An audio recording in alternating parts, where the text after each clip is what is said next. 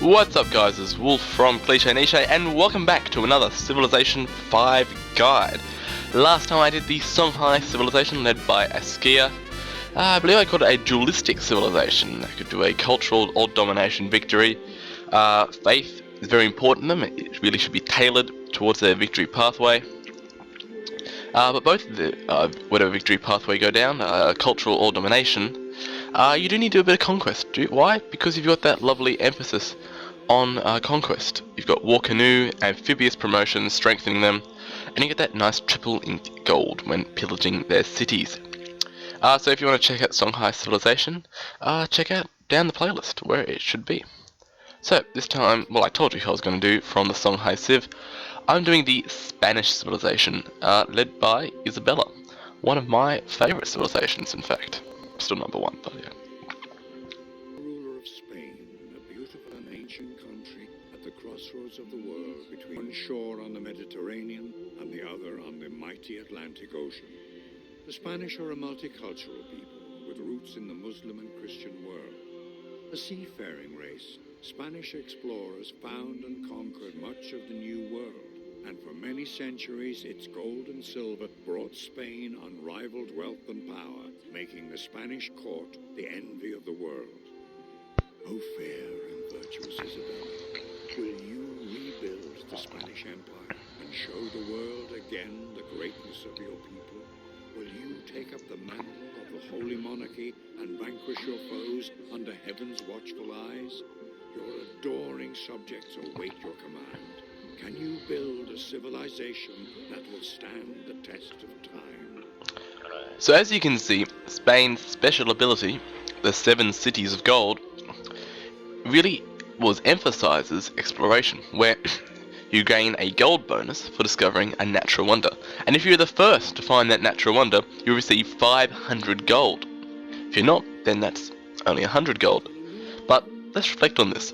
500 gold is enough on standard to purchase our settler, which means this ties into the next part where the tile yield from that wonder is double. So with that 500 gold you find, you can then buy a settler and pot it on the natural wonder, well, next to, so you can start working it. And if you think of all the natural wonders in the game, some are good, some are absolutely fantastic for Spain. Let's take for example Mount Sinai, where regularly you'll have a yield of 12 faith. With Spain, you get 24. Now think of 24 faith per turn in the early game is absolutely amazing. Almost overpowering, in fact that you're beating the Celts at their own game. But you're going to have such a major advantage. You're going to have early religion, you're going to be absolutely, essentially, sweep up a continent with your religion. Just because you found that wonder, you've gotten the 500 gold from discovering it first, and hey, presto, you've got it. Alongside this, it really starts to show that Spain is all about the natural wonders. They aren't really directed towards any specific path other than exploration. And in the early, and starting off, I would ditch whatever regular building order you have of whatever, monument, scout, shrine, scout, whatever. Go straight for 3 scouts. Because you really want to find natural wonders. Even if you aren't the first, that still 100 gold is very, very nice, especially in the early game. And having that giant gold boost all of a sudden is quite powerful. Hey, it can help you get a warrior to offset any people that try to attack you, settler, worker, caravan, whatever, and it will just give you a good, great advantage. So Spain has 2 unique units, and I'm going to show you what they are. And so pulleth out the sword of the stone handle, his rightwise king, born of all England. So upon researching chivalry, you'll unlock the Spanish unique unit, the Conquistador, which of course replaces the knight.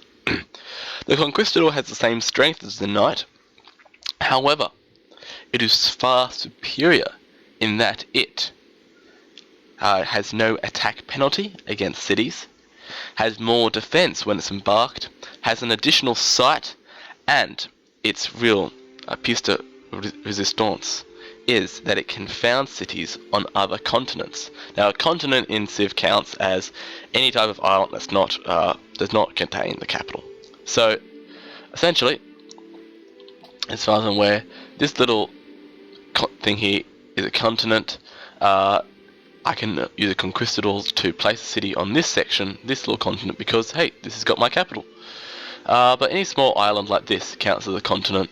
Not sure why I want to place a city here, but for for shits and giggles, we could put one there.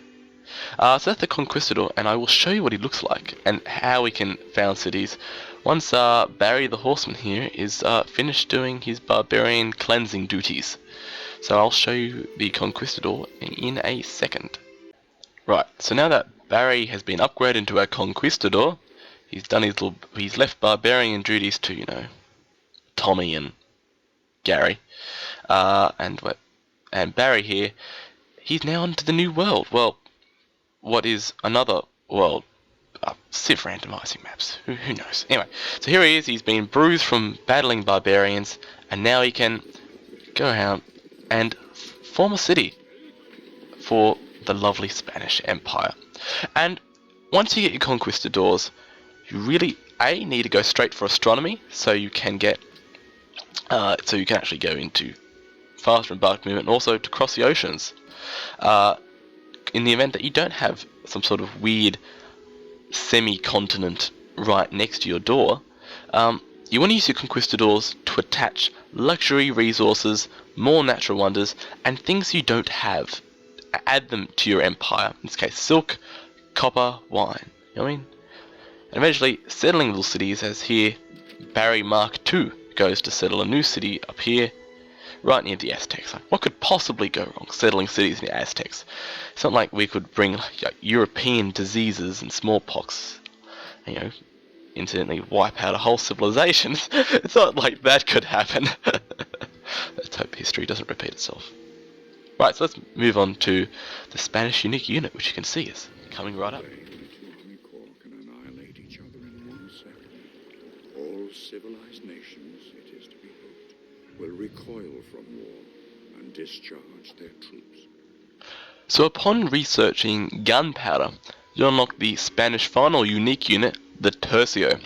The Tercio replaces the musketman and has 26 strength compared to the musketman's 24. It's by far one of the strongest units of the Renaissance period. Where the Tercio differs, apart from the added strength, that it's a Tercio, so of course it has one row of muskets and the other of pikemen, so it has a 50% combat bonus against mounted units.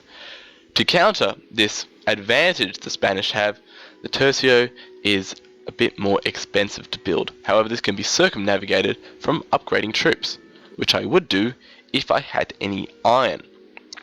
So give me a moment and I shall hopefully buy a Tercio. Okay, maybe produce a Tercio. There we go, Tercio. In 3 turns I will show you a Tercio, and then we'll finally summarize the Spanish Civ. Right, so here is our friend the Tercio. Look at him go. See? One runner of pikes, the other of muskets. And that is why they are powerful, with this beautiful strength and the 50% bonus against they have against mounted. Also, I reckon, really cool looking unit. Come on, go for a run. Anyway, so, Tercio aside, to summarize the Spanish civilization, Spain is all about exploration. To begin with, off the bat, build 3 scouts. Why? Because you've got to find all those natural wonders. You've got to find them all. Pokemon reference. Anyway, think of it as a race against every other Civ. You need to have that sense of urgency, because if you don't find the natural wonder first, that's 500 gold gone. That you've lost 400 gold, so to speak. Overall, Spain, however, is very versatile for victory, and I like to think of it that their chosen victory path can be influenced by the first wonder I find. Spain's suitable for all victories, and their special ability is a bit of a blank canvas when it comes to this. The conquistadors are great for military campaigns. Why? Because they have their embark strength, as well as the lack of penalty they have for attacking cities, as well as that lovely additional site. Where's my conquistador? There he is. Move extra site. There we go.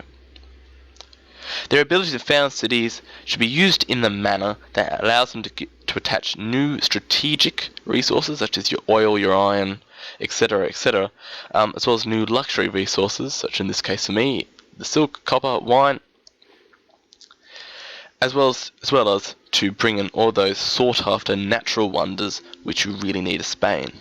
However, their ability to found cities does not carry across when upgrading, so if you do find a ruin and it upgrades, well, unfortunately, you don't have a cavalry unit which can be used to found a city. Unfortunately. And that probably will happen to you as you find ruin thinking, ooh, technology! And your conquistadors just turn to a cav. Very annoying, but it happens. Shit happens. Your tercios are very strong. Their 50% against mounted unit is great, but like the conquistador, this does not carry across on upgrade. The tercios will make up your iron fist for your colonies, as well as any military goals you have. In this case for me, probably giving Washington a real taste of what liberty is. Under Spanish rule. A wise idea is to get astronomy before chivalry, as A, it will allow you to, unlike me, who's been a bit of a derp and hasn't got it, allow your units to embark across the ocean, as well as to get your caravels out. Why? Why? Because this will mean your caravels and your scouts will serve as, think of it, the first wave of exploration, with your conquistadors following along, and if you already found those natural wonders or luxury resources that you want, then your conquistadors can go straight to it, clear about nasty barbarian encampment, and then found a city, which is absolutely great, especially if you find the Fountain of Youth, which is the stupidest wonder. Also very, very OP. It's something like 20 happiness or something like that. It's ridiculous. As well as unit healing. That's rant. Your social policies as Spain should be reflective of whatever strategy you're trying to go for. It's very hard for me to recommend a specific path because Spain is so versatile, and that's probably why I love them so much. It really depends on if you want to go wide or tall, and what victory you're going after. Obviously, also in terms of ideologies, if you're going for a domination victory and you're focusing on the power of the tercio and the conquistador, then obviously you're going autocracy, honor, and all those sorts of commerce, all those things to really emphasize that. If you really just go and play more of a passive game, just found colonies here and there, maybe going for a diplo or science victory, then however you're going to play like that, your social policies are going to be reflective. Going tall, probably maybe tradition, or tradition liberty combo. Doesn't really matter. For me personally, when I'm playing in Spain, I tend to end up with about 10 cities, and that's from colonies and whatever conquered cities, especially from the Zulus, because they're always going to attack you. Impies give you nightmares. So I often end up with 10 cities, and I often go order as a result. Often at that point going for a diplo or science victory, because they're easy victories. In terms of the AI, Isabella is very true to her real-life counterpart in that she is religiously zealous. She will try to found Catholicism and will spread it and defend it. When coming up against her, if you do manage to piss her off, maybe because you're following Islam, no racism, derogatory, it's just, Spanish Inquisition. Be wary of tercios and conquistadors. They're an absolutely terrifying combo to come up against. And of course, go in with the knowledge that the conquistadors have that bonus embarked defense. So do keep that in mind when you come up against them with your naval units.